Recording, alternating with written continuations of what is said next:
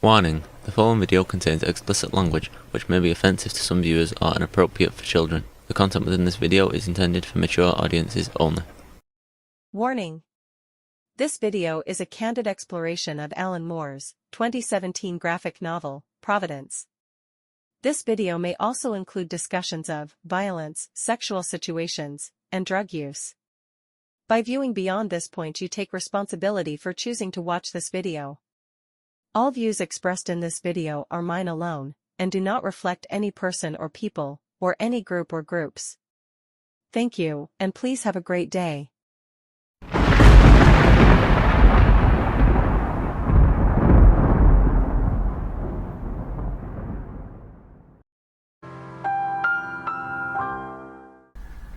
Hello and welcome to this video. I hope everyone is doing well, I hope everyone is doing fine, and I hope the universe is treating you fairly. Today's video, we're back inside. I tried to do this outside, but there's a lot of details that I couldn't remember simply because there is a ton of details.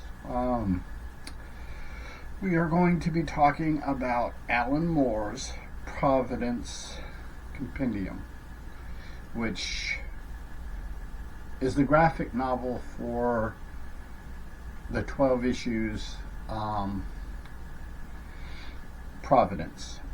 This both serves as the first. It's 12 individual comics.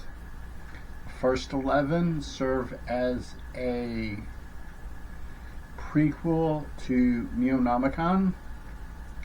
The last and final issue, 12, is a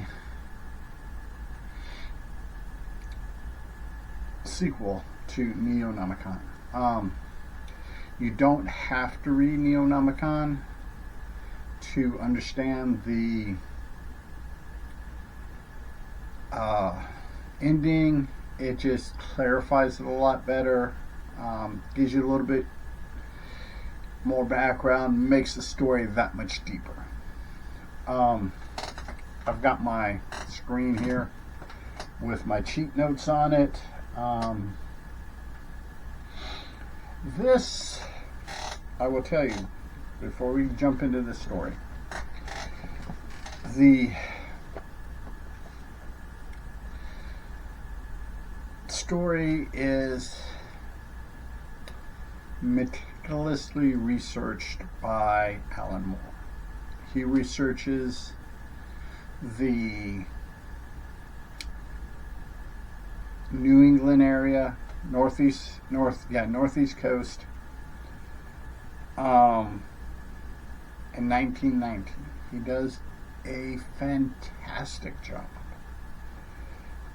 So much so that the dialogue between the characters is period accurate as possible, meaning there are some phrases, some terminology that was accepted in up through about 1990, 1995, that is no longer acceptable, no longer fashionable, and he uses them. There's a chance, he took the chance, and being as period accurate as possible, of alienating readers, which in my opinion is because of his writing skills. His ability to tell a story was a good call. A lesser writer, I don't think should make that kind of, should go with more modern terms, more modern language. But Alan Moore has proven himself with The Watchmen, V for Vendetta, From Hell, and a myriad of runs. Batman the Killing Joke. Just the stories, he has proven himself to be a competent storyteller, a great storyteller, in fact. With that being said, there are two scenes in this story that may be very unsettling for Actually, 3 scenes, I should say. 3 scenes now, think about it. There's a scene in which a little inbred girl describes to our protagonist how her and daddy make babies together. There's a scene in which a demon possessed 13-year-old girl rapes our protagonist, and there is a scene of consensual sex between 2 men in a church. Those 3 scenes can be, they're not graphically written and they're not graphically portrayed. However, anyone with any kind of education can read between the lines and understand what's going on. It's really not reading between the lines, it's understanding the words that are being used, knowing the definitions of the words that are being used.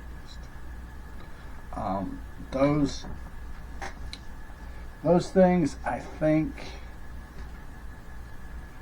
are probably the most unsettling and probably the most triggering, other than some of the language used, of the story. If things like that bother you, if things like that make you queasy or squeamish,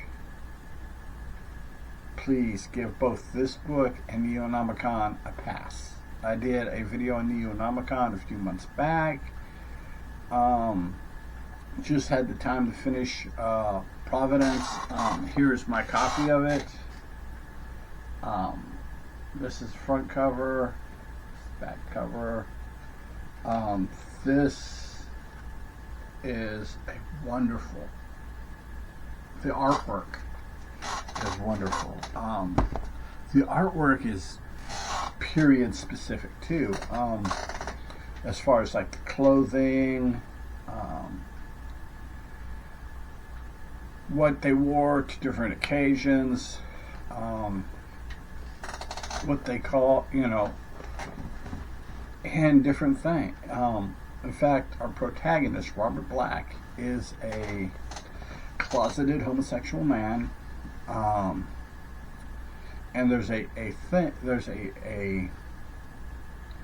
evidently this was an actual thing. The color of your tie. Homosexual men would wear a certain color tie. I believe it's green. With a certain type of, it wasn't a Windsor knot, a certain type of knot that other homosexual men would pick up on. Stuff like that. Moore did his research, did a damn good job on. Like I said, our protagonist, Robert Black. Robert has taken leave or quit a fairly reputable newspaper job. He was a reporter, journalist, like top level, So he takes a break and he wants to do research on the going on of an ancient Arabic alchemy text known as the Kabab I'm not even going to try to pronounce it. The translation into English is the Book of Starry Wisdom. I'll probably put a graphic or something with the actual Arabic name on it. However, what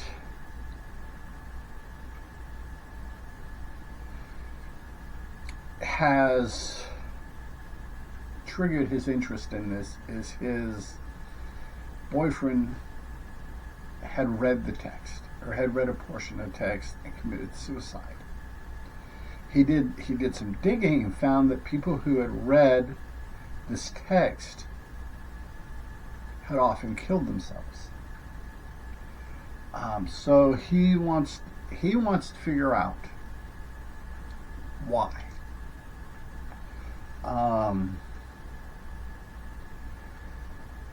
He takes sabbatical from the Herald. He goes to, first place he goes to is Salem, Massachusetts. He talks to a man by the name of Tolbert Briggs,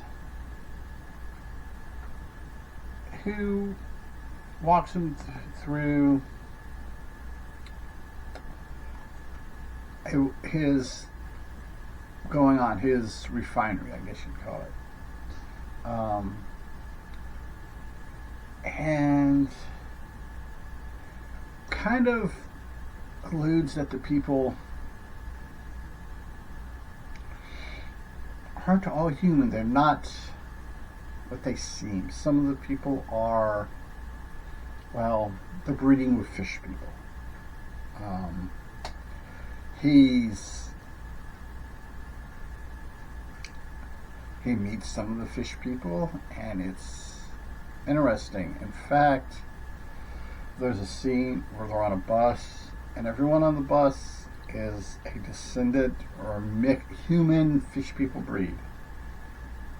This plays into later because this is the inspiration from one of H.P. Lovecraft's stories.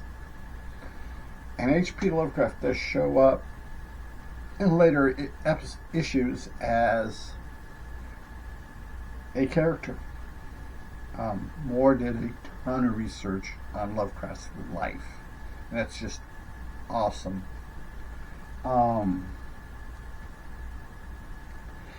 Which gives him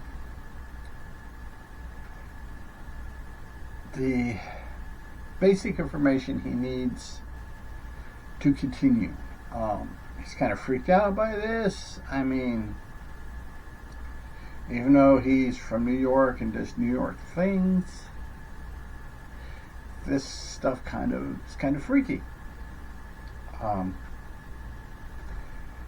And like getting back to the bus ride, he's on this bus, and all the people and passengers get up and they rush to one window that's on their left side is the ocean. And you can see these forms swimming in water. And Mr. Black makes the comment, "Oh, are those dolphins?" And everyone just kind of looks at them, and they're like, "Yeah, dolphins. Yeah, dolphins, that's right." It's actually their genetic parental line. It comes out that the males breed with human females because human males breed with the females because the female carries the necessary genetics for the crossbreeding, or that's what we're kind of led to believe at this point. He moves on up. He's also introduced to the Stella Serpentine sect, which is kind of the Freemasons. If the Freemasons would have been founded by Edgar Allan Poe and H.P. Lovecraft. Edgar Allan Poe is mentioned a lot in this book.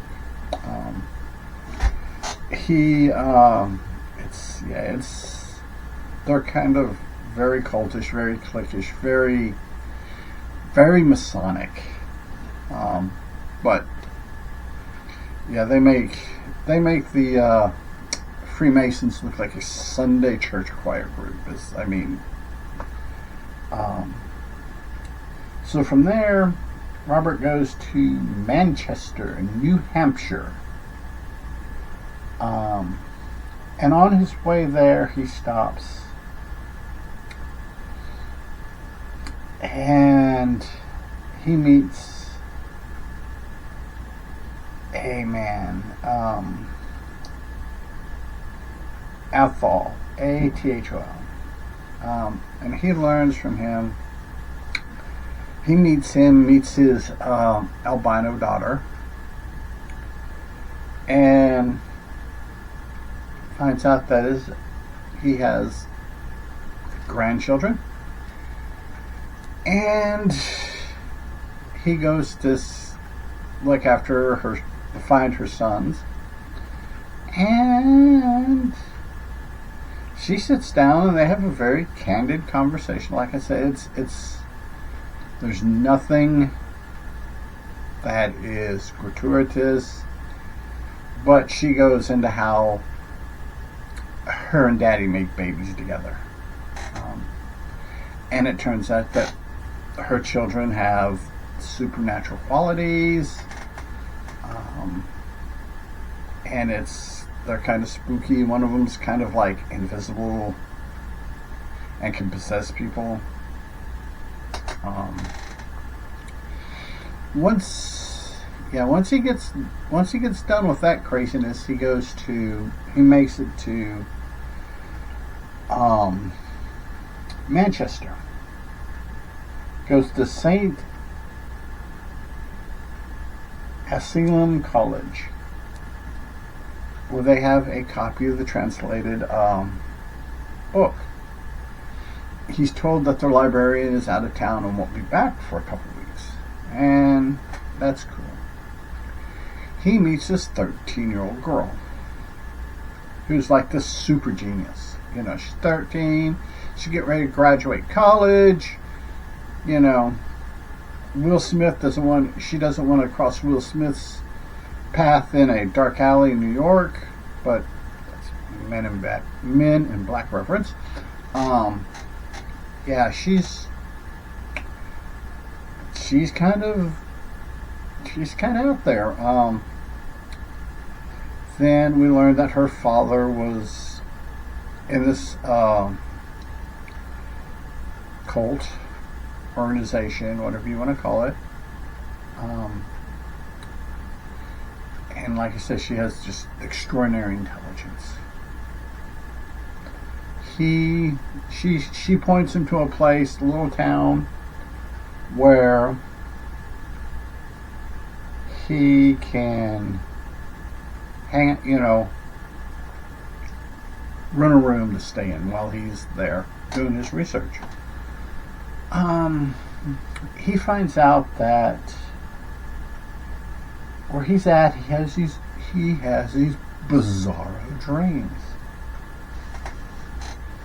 And his dead boyfriend is in one of them. A girl that he knew at when he worked at the newspaper is there, and it's not shown, but she's like looking in the covers, and evidently she has a huge penis. And she makes a comment to the effect that, well, yeah, now that I've got this, I can move up the ranks. I can better myself because I now have a penis. And he has a bunch of weird dreams like this. He gets out of there, gets a cab to go back into town. There was a closeted gay couple that he had met while he's at the college. He goes to their place. They give him a place to stay. Till the morning, he gets up. Then he decides he wants to go to the college. He goes to the college and finds out that the librarian that he was told is out of town. Has been back for like 2 weeks. But he's busy and he can come back later. So he leaves. He does some other investigating, some other things. Evidently there was a meteor that came down. Does some investigation into that. It turns out that the Stella Serpentine had got a piece of the comet, if not the comet, and they were storing it in this church. He hooks up with a dude. They go up. They see the meteorite. They have sex. And they move on. Yeah,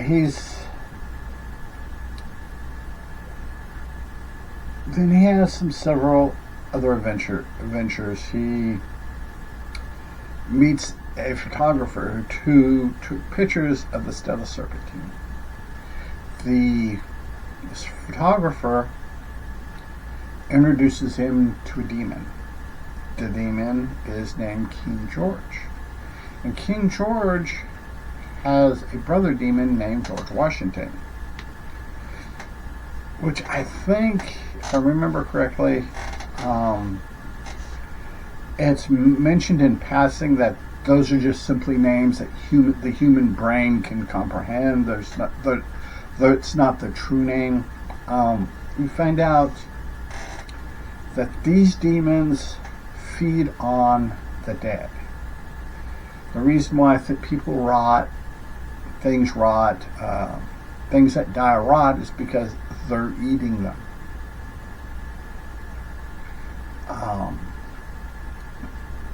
The demon has no malice, doesn't have to, he's not the big scary I'm going to eat you demon. He's like, hey, look, we hang out here, we're not, society doesn't think we're cool, so we just kind of hang out in this between realm, and we dead folks, we dead things,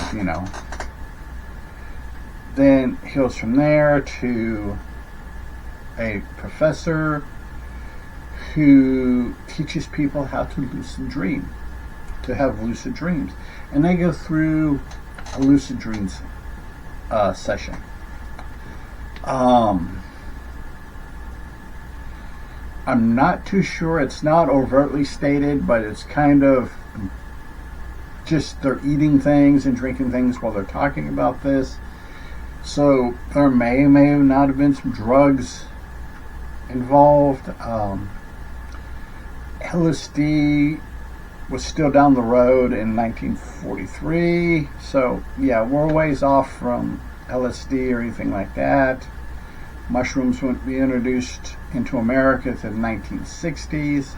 So there's that. So it's probably not anything worldly or anything true, anything that's not fiction. What if they are taking drugs? They're probably fictional, made-up drugs.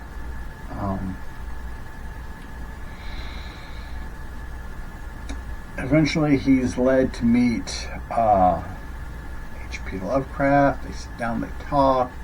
They have several meetings, several things, and I love the fact that Lovecraft refers to Robert Black as Robertus. Not sure if it's a feminization of his name or if it's a Latinization of his name, or it may be a Latinization of his name in the feminine. I'm not real sure, not real clear on that. Rusty, I haven't studied any Latin since the late 80s when I skipped a world history class and sat in on a friend of mine's Latin class. That was fun. It just shows you some of the teachers in 1980s how well they did their role. I learned Latin one that way. What's funny is I had a gym coach for a world history teacher. Still made an A in world history. You gotta love that kind of crap. So yeah,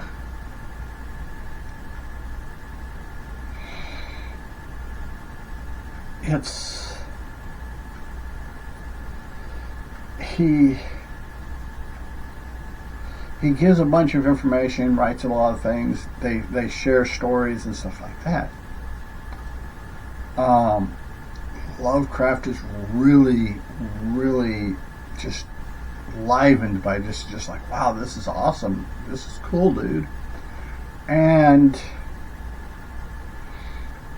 at the end of the 11th story, Robert returns back to New York, and he is on the edge of being batshit crazy. Just a side note on that. That term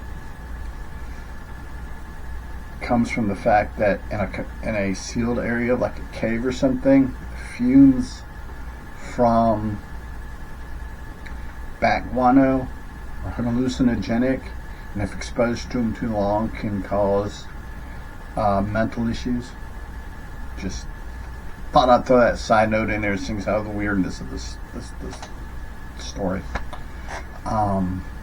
Yeah, it's crazy. Then the last chapter explains what happens to the impregnated police officer from Neonomicon, and how everything that's going on, the last issue, issue 12, or the 12th chapter, they call them chapters in the graphic novel, is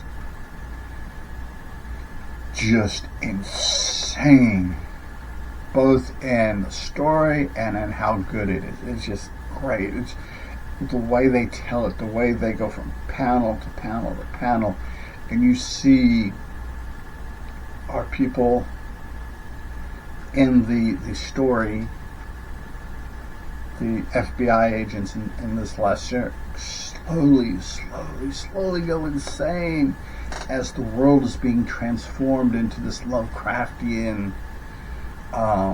place. Salem, Massachusetts becomes Arkham, and you have Miskatonic University, and you have the actual Necronomicon, and it is crazy, but it's well done. So great story.